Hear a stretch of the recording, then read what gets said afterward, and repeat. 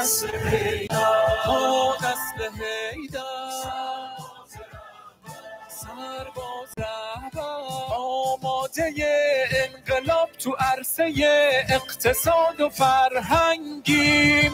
ما به لطف خدا به لطف امام رضا پیروز هر جنگی.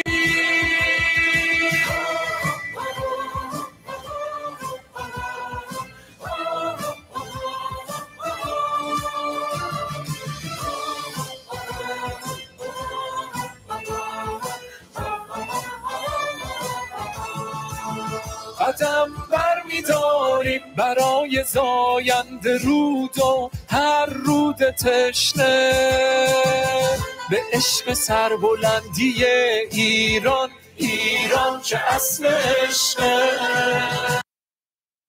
سلام مخصوص بر شما بینندگان، شنوندگان، دوستان، آشنایان و اونهایی که از زمان خیلی پربهای خودتون مایه میگذارید و تشریف میارید در ضیافت و گفتگوی خود شرکت میکنید. ما همیشه از شما متشکر هستیم. امیدواریم امروز هم در آغوش گرم خانواده خود با یک استکان چای و یا یک فنجان قهوه حضور به هم رسانده باشیم و بتونیم دقایقی رو با هم باشیم. صحبت هایی که اینجا میشه اون چکیده اطلاعاتی هستش که در تمام این هفته گذشته از اخبار و رسانه‌های دست جمعی، اونجایی که شرکت‌های مختلفی که خبر پخش می‌کنن در آمریکا چندین چیز هستن، چندین شرکت هستن، اونها و بقیه اخباری که از این را پخش میشه البته خب میدین اخباریه که برای خاطر مزه مردم امریکا پخش میشه. اونجا خب چیزایی نمیگن که یعنی نیمه روشن حرف میزنن که همیشه جا برای فرار کردن از حقیقت داشته باشن. این هستش که ما از این رو جمع میکنیم، یه مقدار از این ولی مقدار از اون ور میایم خدمت شما و اینجا صحبت میکنیم. ما اینجا در ضمن شماره تلفن داریم 703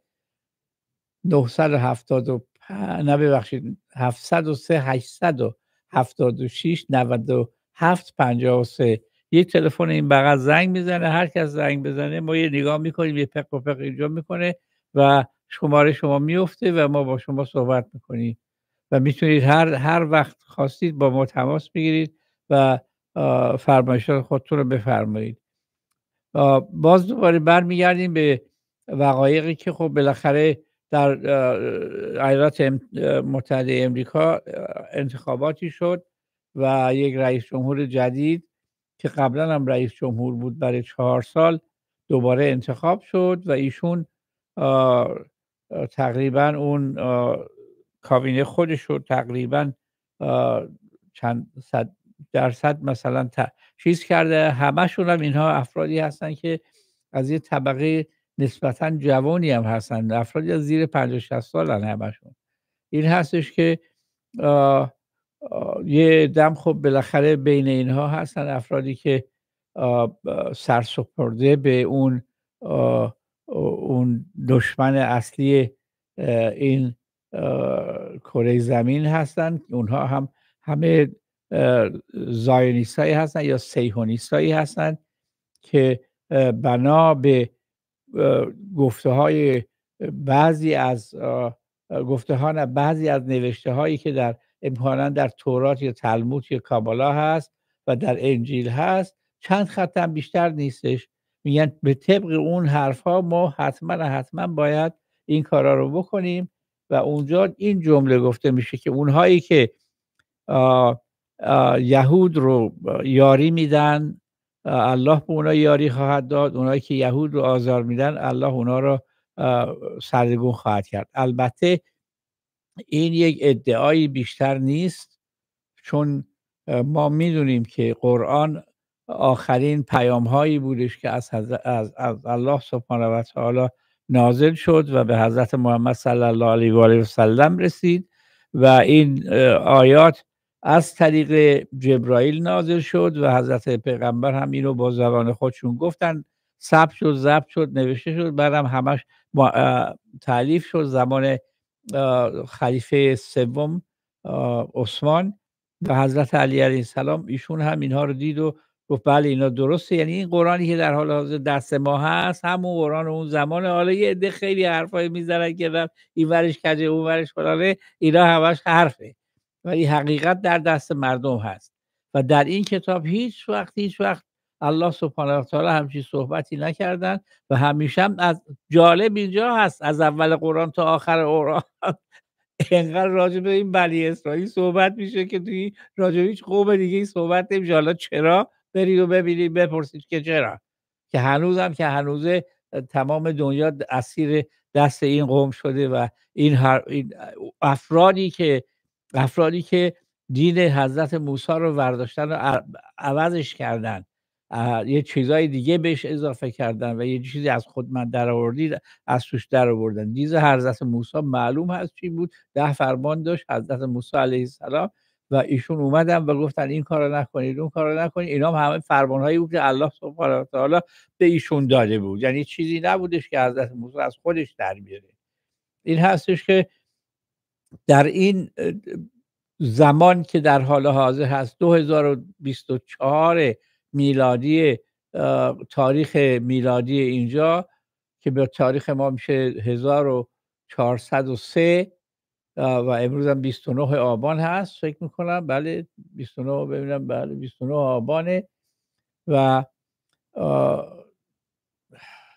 سبحان الله یا رب الحمدلله. از نفس میافتم من بعضی وقتا، چون یه چیزایی هستش که انسان هر چی میگه یه عده‌ای واقعا نمیخوان قبول بکنن یا اصلا دوزاریاشون نمیفته و نمیتونن اصلا هضمش کنن که این چه حرفی شما میزدی فلان این طرفا. و یه نفرم به ما زنگ زد چند وقت پیش، دوست عزیز خوبی هم هست، سالهای سال با ما تماس میگیرن. من اون موقع که اشاره کردم که حضرت محمد صلی الله علیه و سلم آخرین پیام رو آوردن، ایشون گفتن بله تا حالا. آخه تا حالا یعنی بعد از حالا دیگه به پر نیستش. این ازش که اونهایی که قرآن رو قبول دارن، اونهایی که شهادت دادن اشهد ان لا اله الا الله و اشهد ان محمدن رسول الله، اینها در یک راهی، در یک مسیری افتادن که انشالله به سلامتی نفس و به سلامتی پاکی ایشون خواهد بود. در انتها به مسیر درستی هستن. اونهایی که با شک و تردید یه حرفی زدن بعدم گفتن حالا ببینیم بلکه خاتمی که اینجا گفتن به اون معنی نیست. خاتم معنیش یه معنی دیگه هستش، با ت اینطوری میشه، با تا اینطوری میشه، فلان میشه، بهمان میشه.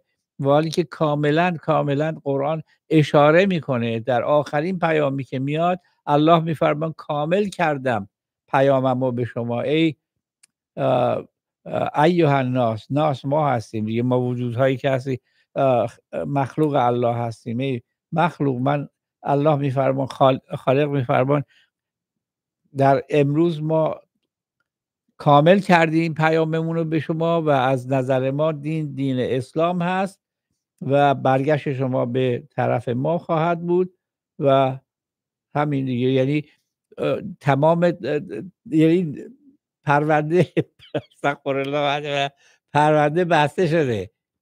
یعنی دیگه پیام دیگه الله سبحانه و تعالی نمیفرستن. چرا نمیفرستن؟ من که نمیگم، خود الله دارم میگن دیگه نمیفرستن. امروز بود تموم شد.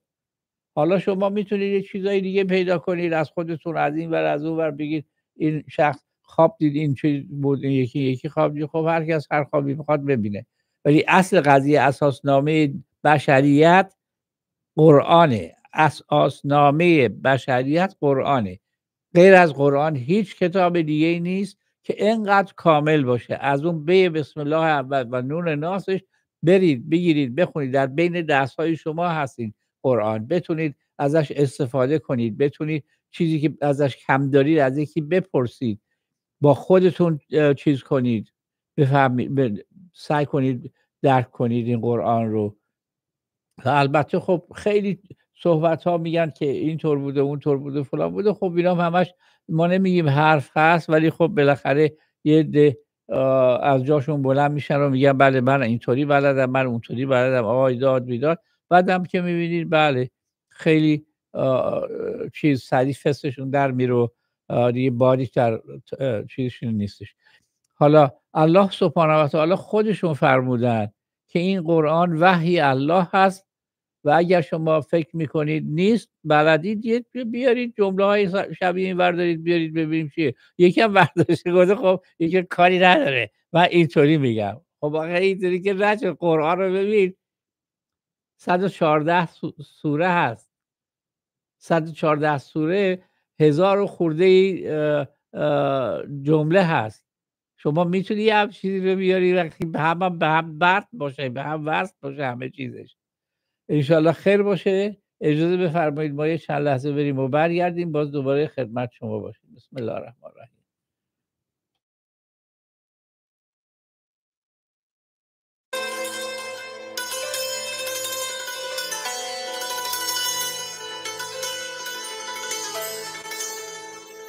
ما نسل جدید مدیون شهید، کاش مثل اونا